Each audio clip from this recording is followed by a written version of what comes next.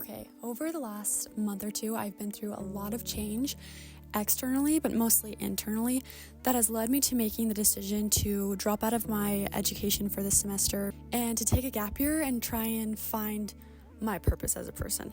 That probably doesn't seem like a very crazy thing to most everyone, but I think we can all relate to what it's like being in your 20s and how scary every decision feels and how weighted it is and how it feels like this one decision is going to affect your life for the next 8 years. So me making this decision, especially with the type of personality I have and the way I saw my life going, this was very different. And I do believe that every small decision like this can have a huge impact. So as much as it's okay, yeah, you're taking a gap year, that's not that big of a deal. A lot of people do that. To me, it's that's a whole year. A lot can happen. A lot happened in this last year. So let's talk about how I got here. I was born and raised in Utah. And then at the beginning of my junior year, right before school started, my parents moved to the middle of nowhere in Wyoming, which was so hard for me. That's an experience I could talk about in and of itself for so long, going from a class of almost 500 kids to a class of 16 kids, literally 1-6, yes. That was really a difficult thing for me. And then in senior year, you're faced with this decision, what do you want to do after high school? Something to note about me is that I was raised by parents who are very, very logical, practical, cautious, money conservative. They think really long into the future. They think about all aspects of things, and that is an amazing trait, and I'm so grateful for it. Why I'm noting this is because I think that it affected a lot of how I make decisions now. And I think that I was choosing decisions that I thought would satisfy my parents because I knew that they were logical, but it wasn't actually what I wanted. What I really wanted and what I do want is to get married young and to start a family, but it's what do you do until then? What do you do in that limbo time? You need to have something that you're pursuing. You need to have something that's going to help you grow as a person. You need to have something to wake up for in the morning. So I decided that I was going to go to school, and I decided I was going to go into elementary education, which is a degree that I was and am still very passionate about.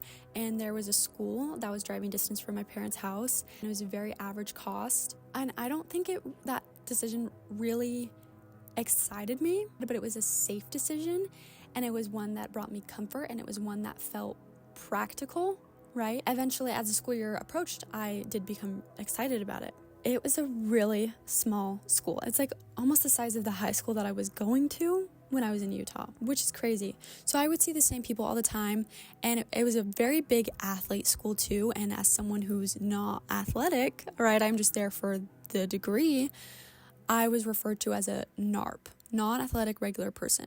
I don't know if that's a thing at every college. I don't feel like that should be, but that really explains the scene that I was in. I remember going to the cafeteria within the first week and being felt like I was 3 steps behind, because everyone had friends, because everyone was an athlete, and everyone would all of the track kids sat together, all of the football kids sat together, all the softball girls sat together, and then I was just there, and I didn't know who the other NARPs were. I don't know, I immediately felt alone and behind and isolated in a sense, and that feeling only got worse. And I remember for the first month, I kind of was in denial about it, but eventually I admitted to myself that I wasn't happy there. And I remember when I finally told my parents, and they were not surprised. They were yeah, we saw this coming. We can tell. Everyone who was close to my life knew that I wasn't doing okay, but I wasn't admitting it to myself, so I couldn't admit it to them. I think I didn't want to admit it because the decision to go there was mine, and I think I felt stupid that oh, I had hope for this. Oh, I told people about this. Oh, I was so excited about this. And now I'm going to sound so stupid when everyone sees that it didn't work out. Everyone sees that I couldn't make it happen. I didn't make friends. I thought it was a reflection of me and I was worried that people were going to judge me. But the people in my life that actually mattered, that actually cared about me, they could tell that something was wrong. Everybody was okay, now what are we going to do moving forward? I decided that I wasn't going to go back there the next school year. And I started looking at other schools and all of these things. And then as wintertime kind of approached, things just got worse. And I started feeling more and more isolated. And I was pulling every trick out of the hat. I was pulling everything I knew, every coping mechanism, everything I'd ever done to make me feel good, everything I'd ever done to get over a breakup or anything like that. I was trying so hard to adapt into the situation I was in, to make the most of it, to figure out how to make it livable, because I was just day after day getting more and more depressed. which as someone who's a very optimistic person, that was just so bizarre to me. I started doing like that girl routines. Like I was doing everything. I was eating like full meals a day, going to the gym, I was practicing the piano, I was doing my schoolwork, right? The thing about the school aspect of it is that like that's probably the most enjoyable part of it, really. But I was getting done with my homework like that. Like I loved to have homework because it just kept me busy. I was getting done with my homework so fast. I had nothing to do and it wasn't enough. I didn't feel like I had a purpose being there. I didn't feel like I had something that was giving me any sort of fulfillment, which the hard thing about education is that like, yeah, you probably aren't going to feel fulfillment out of that until after you get the degree and you actually go into the workforce. So it's like, yeah, it's like a trust the process type of thing. But I think for me, I realized that it wasn't worth it. I paid for school on my own. I worked so hard in the summer and this education wasn't fulfilling me enough. And then I wasn't having the fun social aspect that everyone talks about in college. And so I was just like, besides the little school time I spent, I was feeling so alone and depressed. And I made a couple of friends that I will forever cherish those friendships, and they were amazing to me. But every friend that I had, really, even the ones that were so close to me, I don't think that they were my people, if this makes sense. I've been through the bad girl friendships, the good girl friendships, the bad relationships, the good relationships. I know what I'm looking for in a friend because I've already had those experiences. I know what I need. I know myself well enough. And I don't think that there was anyone there, really. And I'm sure I could have maybe found those people had I really put work into it. But it's like, I don't want to have to put in that much work to find my people. Like, are they really my people if I'm having to work so hard to, like, befriend them? I don't know. I just didn't like the scene. I didn't like the people. The education wasn't worth it to me. It wasn't worth the money I was spending to be there in that experience. And I started going home all the time on the weekends.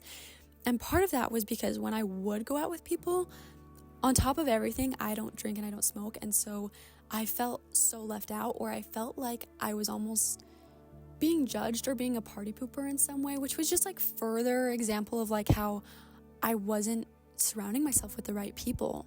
You shouldn't have friends that you feel stupid around, that you're questioning your values, you're questioning like if you said something wrong. You can't be all sides of yourself. But I was still just filling my time with these people because it was like, well, it's better than nothing. But I was getting to the point where I was like, no, actually, nothing is better than surrounding yourself with crappy people, right? And I'm not like even referring to anyone specifically, but just the experience of not having friends that make you feel fulfilled in general, if you get what I'm talking about. So I was doing everything I could think to do and nothing was helping me. I was literally doing so many hobbies. I was trying to fill my time with everything I could think of to kind of distract me from how bored and lonely I was. And it was just like nothing was working. And I just had to realize that like, you know what, this is just something I have to go through the motions of. I just have to feel this. I just have to experience this. So I let myself feel all the emotions, and I didn't try not to let myself sink too deep, but sometimes it was happening subconsciously. I remember over Thanksgiving break, I came home and I had this like unshakable urge that like I just couldn't wait to get married. I just couldn't wait to get married. Now looking back, I realized that it's because I felt so trapped and I just wanted to start living my life. But I didn't think that I could do that until I was married, because I had told myself that the only reason I was going to school was to fill my time, right? Do you see where I'm coming from? Now, I don't really feel that way. Now I'm like, I still would love to get married young and everything, and I think that, but I'm not in this rush. I'm not like feeling like it's something that I can't live my life until that happens. I can't move on with life until that happens. I don't feel that way anymore.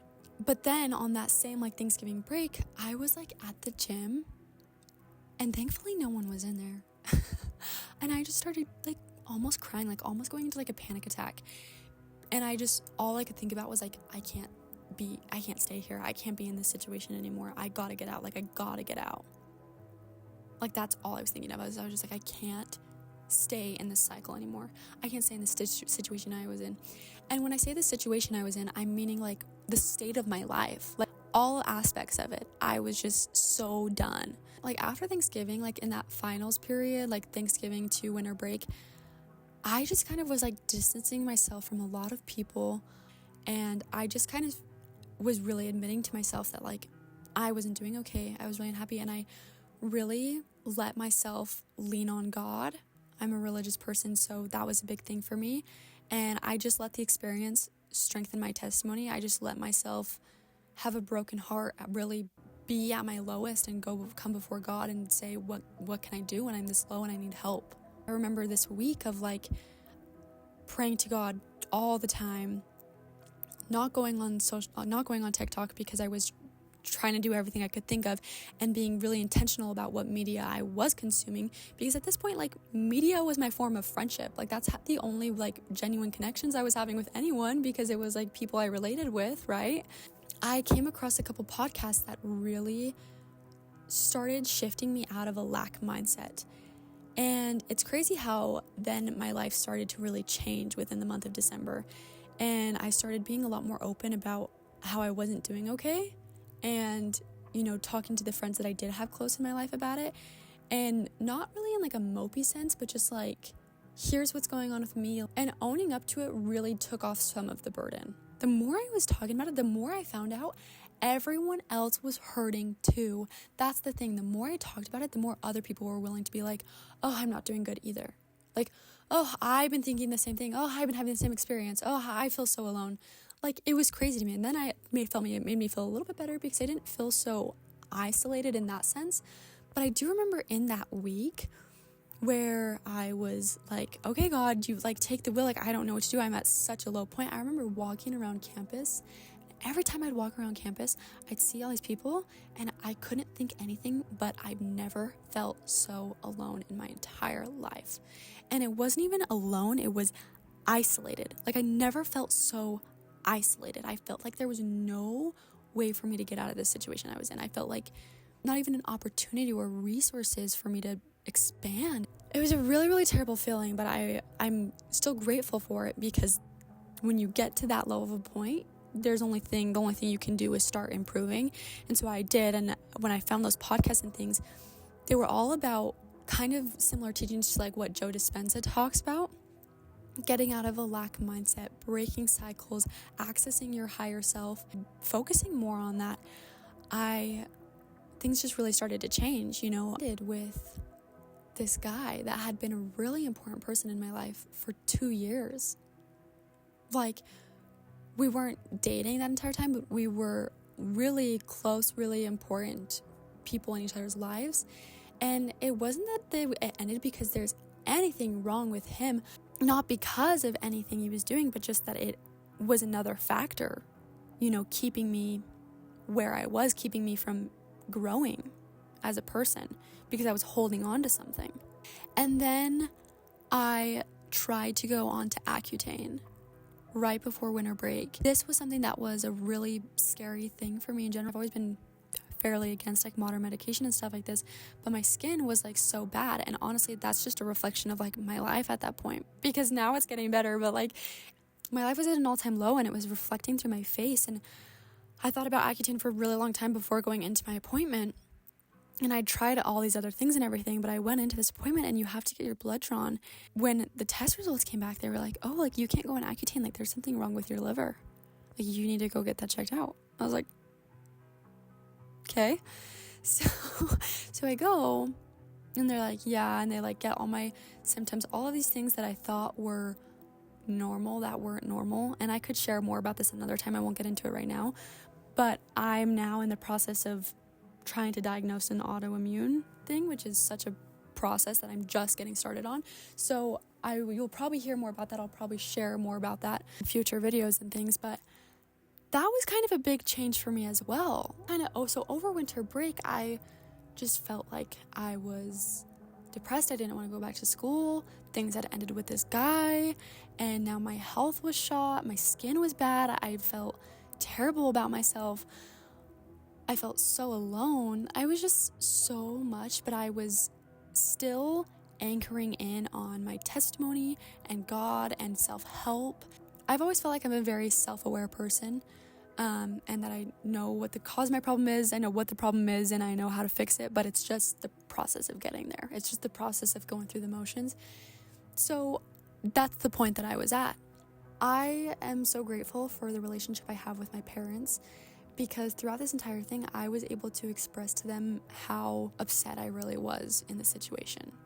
If I hadn't expressed any of that to my parents, I don't think I would be able to take this gap year, because I don't think there would be nearly as much support, right? So what happened was, after like Christmas, throughout the break, I remember my dad came into my room at one point and he asked me if I was excited to go back to school, and I said no. And he was like, well, why don't you get out of it? Like, you could get a medical exemption, you could do whatever you need to do to get out of it and go down to Utah with your sisters, because I have 2 sisters that are down there. I just kind of brushed it off like, oh, that doesn't make sense. Like, why would I do that, right? Like, there's no way I'm going to actually be able to get out of this semester. And then I started listening to Dr. Joe Dispenza himself, and not just people talking about him, but like I actually started listening to his stuff. And he teaches some amazing things. If you haven't listened to, I'll put the podcast episode I was listening to. It was actually someone else interviewing him. Amazing. So good. Everyone needs to go listen to this if you're in your 20s. If you're any age, go listen to this. All of his stuff is really good, but I felt like I just got a lot out of this one episode. And he talks so much about, breaking these cycles and things like that, and pushing through. And I was sitting there thinking like, okay, how can I better myself? And I'm thinking like, I feel like I can be very type A. Like, I have a routine. I am always very aware of like my bad habits, and I'm always trying my hardest to like break things. So I was like, what could I do? I guess I could do more of that girl stuff. I'm thinking of all of these more like physical and surface level things, right? And then he started talking about how people don't make the changes that they need to make because making change is uncomfortable, and it's easier to fall victim into your life, right? And it's a habit that we have as humans.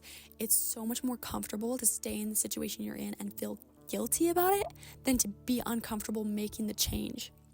And he started talking about how people just they just fall victim into their own life, and they forget that they have control over their own life, and they think, oh, I don't have the resources, I don't have the money, I don't have the time, I don't have the opportunity. And that's what forced me. That's when I started thinking about, oh, like, what do I tell myself? And he said to do this. He said, start paying attention to your thoughts. At the end of the day, think about what thoughts were you thinking that stopped you from achieving what you need to achieve. And I started really thinking about that. And I was like, what do I do? What are my toxic cycles that I'm not even aware of? And that's when I realized that, like, I always choose the safest option. I always choose the easiest option. I always choose the most comfortable option. And then I sulk about it instead of actually doing anything to change it, right? Because I'd been presented with this choice, whether I knew it or not, for so long now. With the situation I was in, there were 3 options. I could either use all the energy and try and muster up more energy to make the situation I was in livable, if not thrivable, hopefully. Or I could use that energy to get out of that situation, take a risk, and use my energy to make that situation work, right? Like, I could use that energy to make the decision that no matter what, I'm going to make that work. And if I have to course correct, if I have to change things, I will, but I'm going to get out of the situation I'm in. The third decision was the decision that I was making. The third decision was to make no decision and to sit in misery and feel guilty for myself, to feel sorry for myself, to sulk in it, and to fall victim into my own life. I don't know why I didn't realize I was doing that, because I'm a very indecisive person. And on one of the podcasts I was listening to, this girl was talking about like how being decisive shows confidence and it's attractive. But she was just talking about like, stop being indecisive, like make a decision. And if it's the wrong decision, you can course correct. Make a decision and make that decision work. Stop trying to figure out what the right decision is and just trust in yourself that you can make the decision work, whatever it is. I realized that by not making a decision, by being so indecisive and letting life happen to me and not for me, I was making a decision, and it was the wrong decision. I was degressing. I was falling into my toxic cycles. I was falling into my toxic habits. I was falling back into whatever felt easiest, whatever I could sulk about, right? Instead of actually being like, wow, this sucks. Okay, I'm going to go change it. I was just like, wow, this sucks. And there's no other option that makes sense, just because all the other options were a little bit more risky. Is all that it really meant, was all that it really was.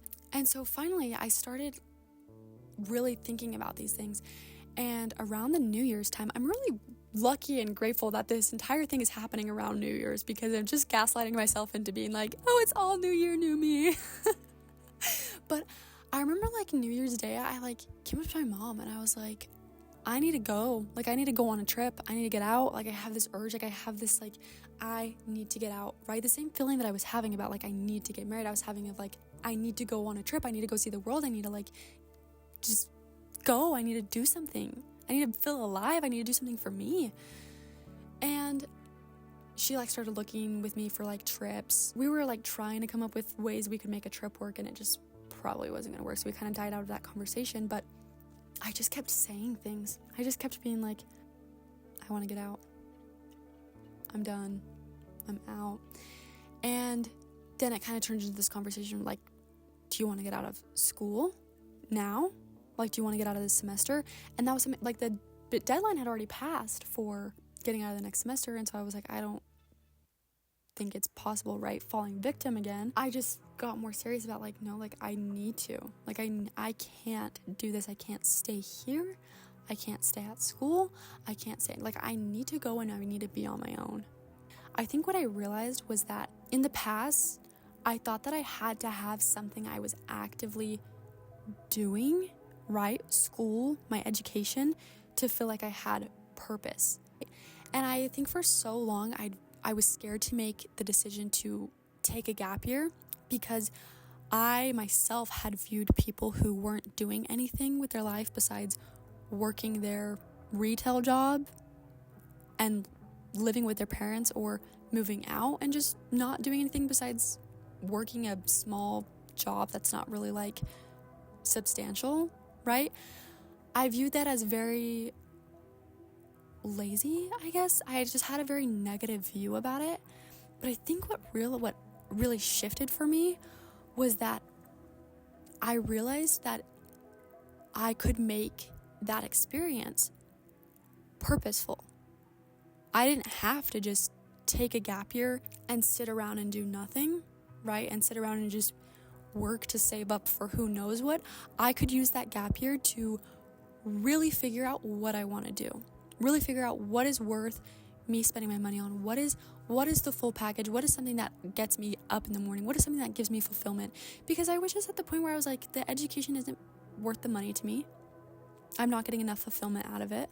And it might be the school, it might be education in general, but I wasn't willing to risk my money just like throwing it into different education, different schools, and just hoping that one of them was going to give me fulfillment. You know, I wanted to be sure about education in general, my major in general. I just really wanted to be sure. And so I made this goal with myself that I was going to spend this next year, this gap year, really finding my purpose. And that's the purpose of my gap year, right? Using it to navigate my 20s and finding out what that means for me. And so how I really got to that decision, me and my mom were constantly sitting down and trying to come up with ideas. We started talking about how I could get out of the ways I could get out of this semester. And I actually think I was really fortunate to have the medical thing because it actually genuinely was not going to work for me to go to school, because if I got diagnosed with something like celiac disease, which is very likely, I would not be able to eat in the cafeteria. I would not be able to, and they don't have like a kitchen in our dorms and stuff, so it was like I was basically screwed. And then I was depressed on top of that, so okay, I had reason to leave. Worse, I remember us sitting in my room, and I was sitting where I'm sitting right now actually, and my brother-in-law and my sister and my mom were in here, and we started talking about all these different possibilities of things we could do, and finally I voiced what I really wanted. Right, we were talking about, well, you could finish the year and then do this in the summer and then do this for school, or you could get out of the semester, do this in the summer, do this for school, and all of these things. And finally I voiced my opinion, and I had to do it in kind of a joking manner because I was a little bit scared with what the reaction was going to be, but I kind of just said like, you know, in my ideal world, I get out of this semester, I go to Utah, I take a big trip, I go back to Utah, I get certified to do yoga, I'm a yoga instructor for a couple of months. Maybe that's something that down the line I end up getting my own studio. And I just want to find my purpose in something else. I'm not sure about education, and it's not worth the money to me, and I'd rather use my money on getting certified to do something that I love. And I said it kind of jokingly, and they all looked at me and they're like, okay, like, why don't you do it? I was like, oh, okay. The support system has been a really big thing for me that I'm so grateful for, and I know so many people don't have that. But I do want you to know that you have it more than you know, right? I think it definitely is there.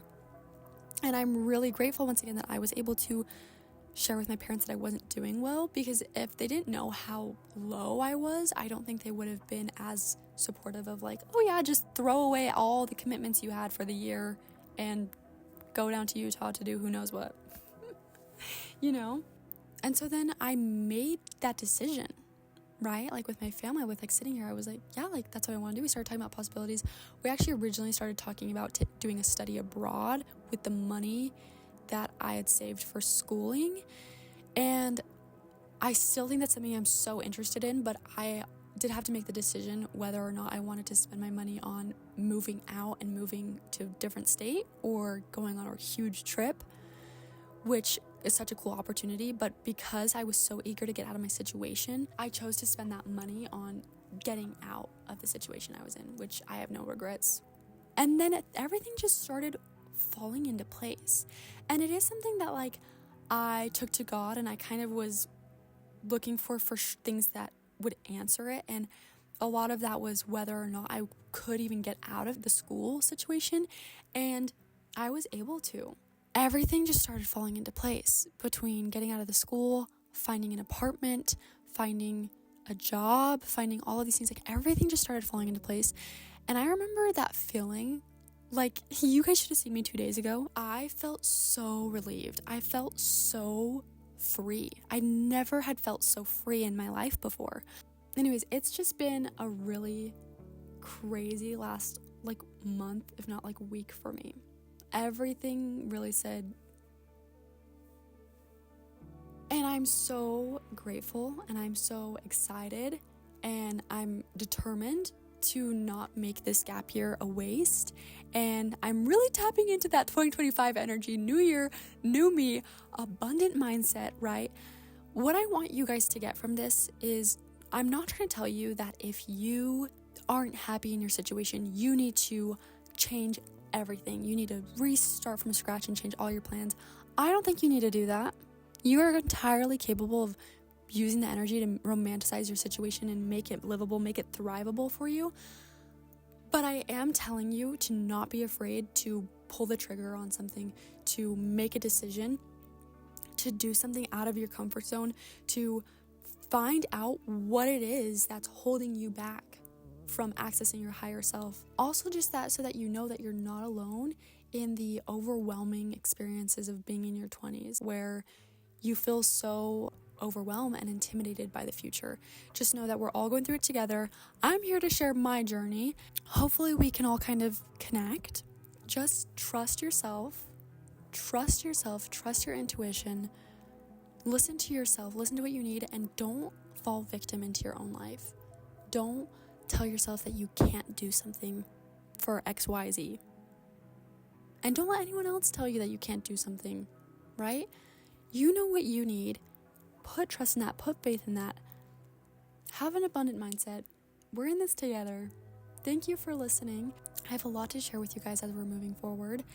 I'm gonna have to start packing up my room and everything. I'm moving next week, which was not the plan. The plan was to be here for like another month. But then, like I said, everything just like clicked into place. Like it was just meant to be. And I'm so excited to share this experience with you. So thank you for being here. My name is Michaela Strong, and this is my journey throughout the gap year.